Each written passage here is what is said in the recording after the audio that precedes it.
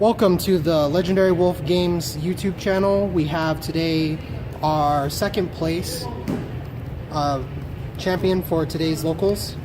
We have Tanks with our amazing player of Transformers, Boston. Hello. Boston. Hi. Okay, so couple things, just some background information on this deck. This deck was built with two things in mind. First was, this iteration, admittedly I was kind of experimenting with it. I initially built this deck because we had a lot of like really crazy one-hit kill decks and it was really frustrating me. So I kind of stepped up, played a more defensive archetype, and I feel this worked out really well. Tanks really kind of build themselves. So if you're looking for a more defensive archetype, this is a great place to start. But as I said, there's still leeway to experiment. There are some things that I found out about this that don't quite work, and I'm going to address those real quick before I get into the philosophy of this build. And that is these and these. So these are cards that I decided to throw in a kind of experimental way. I'm going to address later Pierce in this deck. This I felt would kind of tighten the screws on Pierce, but for reasons we'll get into later, I found this wasn't working out quite as well, especially when we have a lot of other cards that give Pierce. So these will probably not be in the deck moving forward. Same story with these.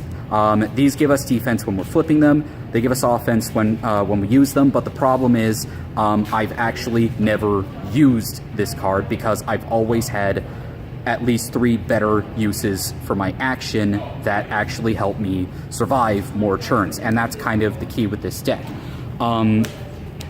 That leads us nicely into what is the point of this deck. The point of this deck is to outlive our opponent and get small bits of guaranteed damage to kind of whittle them down.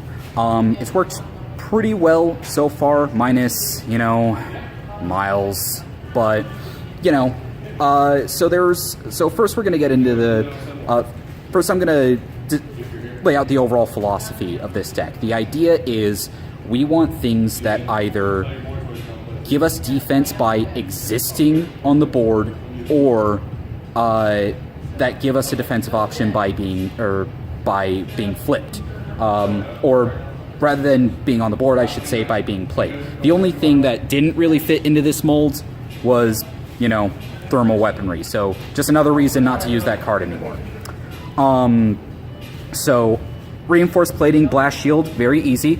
Those are blue pips, blast shield, blue pips, our closest defensive equivalent to grenade launcher. We'll get to that. So those were kind of no-brainers. Some other no-brainers in this deck include Hunker Down.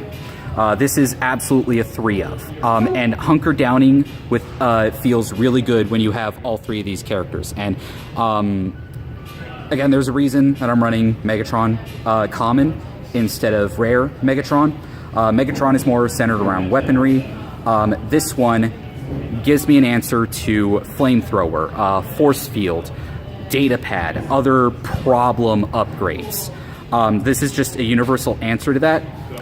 Additionally, when I hunker down, I get to flip Demolisher to draw 2 cards. I get to flip Darkmount to do a free 2 damage. Because again, this the other side of this deck on the offensive side is about getting little bits of guaranteed damage in here and there. To that end, we also have Energon Axe. Again, a blue pip. It doesn't give us defense by just existing on the board, so we have it give us defense when we flip it.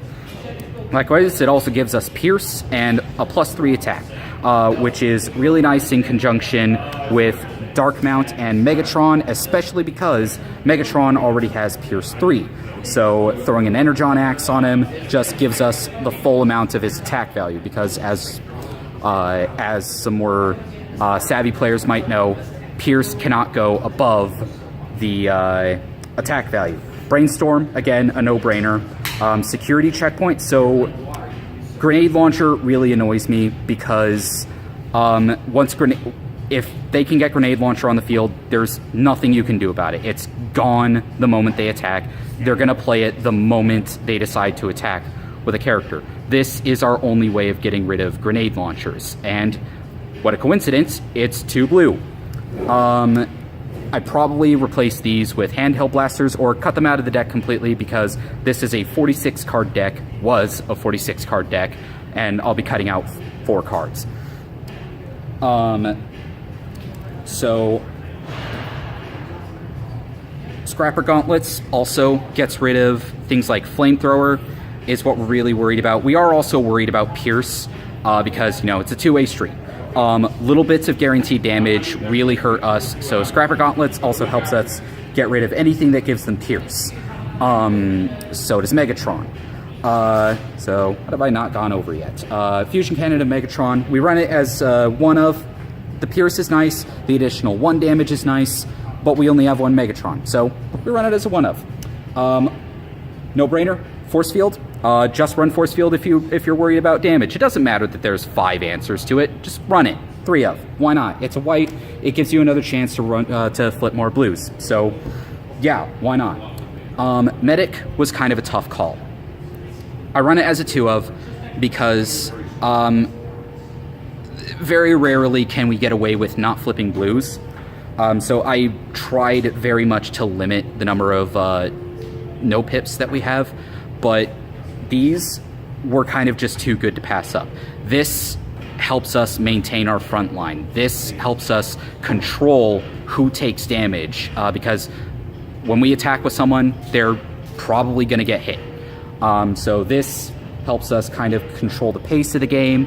If we have lots of Pierce and we get into an all-out attack, lots of guaranteed damage, it adds up really fast. I've had a lot of matches that came down to surviving 1 more turn and then winning because I had a Pierce that exceeded their defense. Medic. Healing is kind of weird in this game. I don't want to get too deep into it because I'm already running 7 minutes. But I run it as a 2 of because, again, it hurts to not flip no pips. But healing 2 health really makes a big difference, especially when you have Force Field.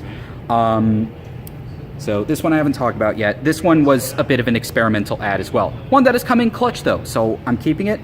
I had a very carefully calculated ratio of blues to whites to oranges. Obviously, you see I don't have a lot of oranges, and, well, I have even less now. The whites theoretically help us flip more blues, but we don't want to have too many of them because flipping too many whites just means we're not flipping offense or defense. So we want to limit those. Inspiring Leadership helps us hand sculpt, and this has an interesting interaction with Hunker Down. I chose this over something like Incoming Transmission that you'd see more commonly because, again, blue pip. And scrap 2 cards from your hand. So let's say maybe I draw Force Fields, or I had Force Fields in my hand, and I decided to scrap those. Why would I scrap those? Well, Hunker Down, I mentioned before you get to flip your tanks, but the other side of it that I didn't mention yet, because I was waiting until I got to my armors, was because of this second line here. Any of your tanks that aren't upgraded with an armor, get an armor. So if I scrap armors and then hunker down, granted, I would have to brainstorm, but scrapping armors actually can help us in the long game, and that's why that is part of why I think tanks perform so well, is because while I had a long game plan, a lot of these one-hit kill decks were just that. They were all about getting the one-hit kills, securing the easy numbers advantage, and I wanted to avoid that. So I've gone over. So I think that about covers it. I've gone over the overall deck philosophy. I've gone over each individual card. Again, I have a lot of real no-brainers. Like, again, tanks kind of build themselves because there are a lot of no-brainer cards. You run these because they give you extra defense, and they let you flip more blues. This adds on to Pierce. This lets you hand sculpt, feed armors into your scrap pile so you can hunker down to get them back out. Brainstorm is really just a staple card at this point. Security Checkpoint helps us get rid of grenade launchers.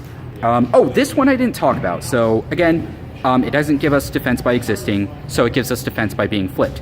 But doing 1 damage is kind of nice. I run it as a 2 of because, of course, I have 2 ranged characters. Well, everyone's ranged at some point, really. So doing a guaranteed, again, little bits of guaranteed damage here and there. You know, pierce, do 1 damage to each enemy. It adds up in the long game, and that's kind of what this deck is about, as a contrast to all of the super heavy offensive decks. And I'm sorry I went on for a whole 10 minutes to explain that. Hopefully someone finds this useful if they're running into the same problem I have, where they got a little frustrated with the offense heavy decks.